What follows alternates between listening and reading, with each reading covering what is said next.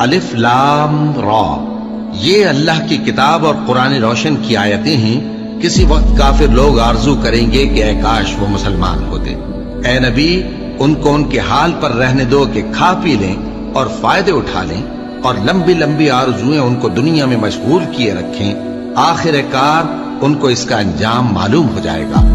اور ہم نے کوئی بستی ہلاک نہیں کی مگر اس کا وقت مقرر لکھا ہوا تھا۔ کوئی امت اپنی مدت مقررہ سے نہ آگے نکل سکتی ہے اور نہ پیچھے رہ سکتی ہے۔ اور کفار کہتے ہیں کہ اے شخص جس پر نصیحت کی کتاب نازل ہوئی ہے، تو دیوانہ ہے۔